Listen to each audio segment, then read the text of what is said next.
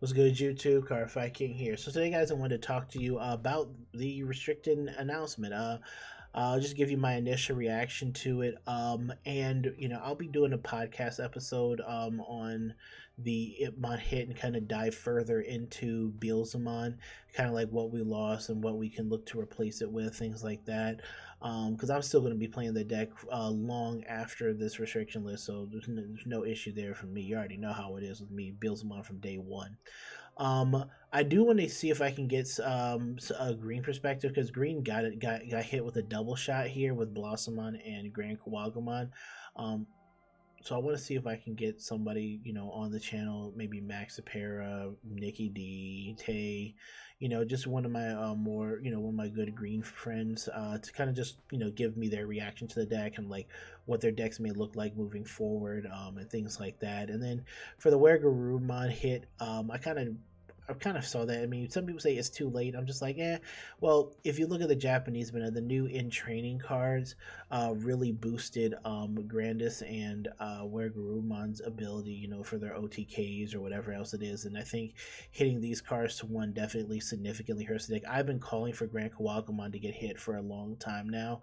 But now we have it, so it is what it is. So quickly just diving into more of like about like the Impmon again. I'll talk about green a little bit, but with Impmon being hit, and Impmon's currently one of the biggest issues in the format right now, at least for the next few days.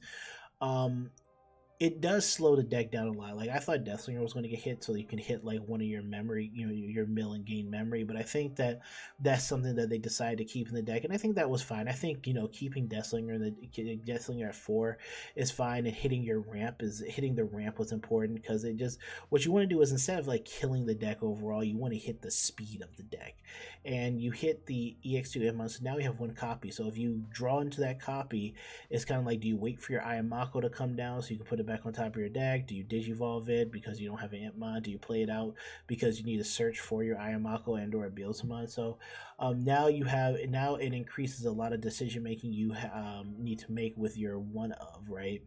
But hitting the mill, because like the mill off of this card was actually kind of broken. You can Digivolve for 2 into Wizardmon X, mill 2, and then that card can mill 3, so then you can mill 5 off of 1 Digivolve. That was really strong. And then there are times where it's like you can mill multiple copies off of like 1 mill, and then all of them proc because they can't proc off of each other. It's like, all right, well, I'll mill 4 with Beelzemon. Ooh, I hit 2 Impmon, EX2 Impmons. That's like another 6 cards I'm milling from the deck. So 1 Digivolve milled me 10 basically. It is definitely a ridiculous card, and it's going to slow it down because now you're going to only have a one of, and you're not really going to be chain milling like that as well.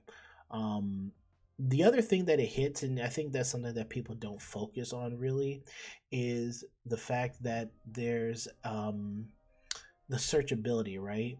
Being able to like open up this card, like I opened up with this Impmon here and another Impmon. Sure, I'll Digivolve in the raising area, but then I'll play the EX2 Impmon out and get his search off. And the search, I think, is really important too a lot of times because there are a lot of games where I've won because I was able to search out my Beelzemon or Beelzemon X Antibody or Blast Mode, right? I know like in Guy Force Gaming, I hit the Blast Mode off the search, which was the Blast Mode that I needed to win the game. There's times where I just hit there, like, okay, I just need to hit a Beelzemon X or something, I just need to find it, bam, I hit it. So outside of like the Ayamako, you had this card that also played as a pretty good searcher when you needed one of your top end cards, or your Ayamako, or sometimes you got a double hit. And I think that hitting the search is going to be also going to be missed off of this card.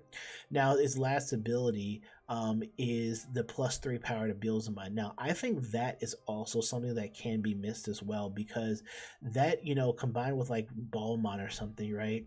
That gave your Beelzemon about +5 power that let him hit 17. Well, now Beelzemon, with only one copy of this card in the deck now, Beelzemon's not going to be hit, seldom is he going to be hitting over like 15k now. So if he runs into like a Quartzmon or something like that, then a lot of the times going to die. So because a lot of times, you did want to have this in the stack, which is a nice card to have in stack just for power, just for the power gain to swing over certain things. But now that we lose that 3k in the stack as well, it makes swinging into your security a lot riskier. So I think hitting the EX2 Itmon was a lot, was a lot, but it was good for the game. It was good that the EX2 Itmon was hit. The Blossomon and Grand Kawagumon, like, yeah, you can say that they were a little bit late. The Grand Kawagumon, but with all the other three cards, really that was just future proofing for the format. I think that Blossomon being a free Digizorption was, probably again going to be a lot more ridiculous with where green may be going. And so it also was a searchable card off like the Palmon and things like that. And with set 14, we're getting Blast Ace. I think that they kind of want to push you guys into, push green into using more of like the Rosemon support. And if you're going to be searching out fairy plants and things like that, they don't want you to be locked into saying, okay, we always have to reserve 4 slots for Blossomon now, because the Digizorption is just, it's basically a free Digivolve. They wanted to like, correct what Digizorption was, with actually adding a cost to it. So I think that there's that. One is a searchable card, two is Digizorption 3. And then the Grand Kawagumon, they just wanted to stop you from just, digibursting a bunch of cards, gaining the security attack, and then going into Grandis and then swinging for the rest of your opponent's security. Now you'll have to figure out other options to play if you want to still use Grandis X, which could be cool too, because it opens up the deck building creativity. It may be less of a stack deck now. Maybe now you can start building a little bit wide instead of trying to commit everything to one stack and whatnot. So I think that the hit may open up deck building for the deck now, and you can probably play the deck a little bit more proper than what it was, kind of just a build a stack OTK and go type of thing. But that's the deck. But that's the video for you guys. Oh yeah, and Wergarumon, duh. Wergarumon, like I said, I think it's more or less the in training cards, but I mean that card is one of those cards where you can swing a security, restand, swing again, with the X anybody option, go into Wergaru X, restand again, and you get, so like that's like a 3 attack hit there. And if you have 8 cards in hand, that 3rd attack can take out 2 security, so you can knock out 4 security and 3, and effectively like 2 or 3 swings. It can be, yeah, it can definitely get toxic. It definitely can get there, but I think the in training cards really is what they were looking at hitting them. But that's my quick thoughts on the cards, guys. I hope you guys enjoyed it. I will be posting. I guess I'll be posting an updated Beelzemon list real soon.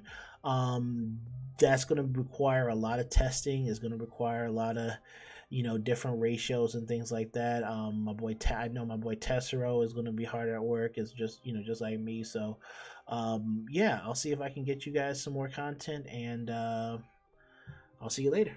Peace out.